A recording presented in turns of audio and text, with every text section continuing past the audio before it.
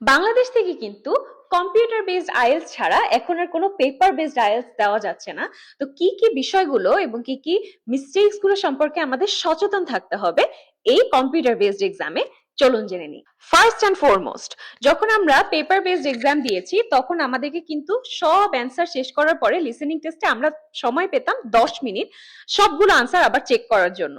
Computer বেসডে এই সময়টা কমে পাবো আমরা শুধুমাত্র 2 মিনিট সময়। স্পেলিং মিস্টেক নিয়ে অনেক বেশি সাবধান থাকবো। স্পেলিং মিস্টেক হলেই কিন্তু আমাদের নাম্বার কাটা যাবে। Keyword highlighting or underlining, so যখন আমাদের পেপার বেসড এক্সাম ছিল তখন তো আমরা কিওয়ার্ডস গুলো আন্ডারলাইন করে রাখতাম। এখন কিন্তু যেহেতু কম্পিউটার বেসড হচ্ছে আমরা তো আন্ডারলাইন করতে পারবো না, তাহলে আমাদেরকে কি করতে হবে, হাইলাইট করে রাখতে হবে মেইন কিওয়ার্ডস গুলো। এরপরে যখন অডিওটা প্লে হবে তখন আমরা হাইলাইটেড কিওয়ার্ডস গুলোর সাথে অডিওটা ম্যাচ করে অ্যান্সার গুলো অ্যাটেম্প্ট করব। A very asked question, computer based এক্সামে অডিও কি 2-3 বার আমি চাইলে প্লে করতে পারবো? Answer is no, you can not. অডিওটি একবারই প্লে হবে, আপনাকে ওই একবারই শুনতে হবে এবং সেখান থেকেই কিন্তু আনসার গুলো করতে হবে। ডেফিনেটলি আগে থেকে কোয়েশ্চেন গুলো পড়ে আমরা কিওয়ার্ডস গুলোকে হাইলাইট করে রাখবো।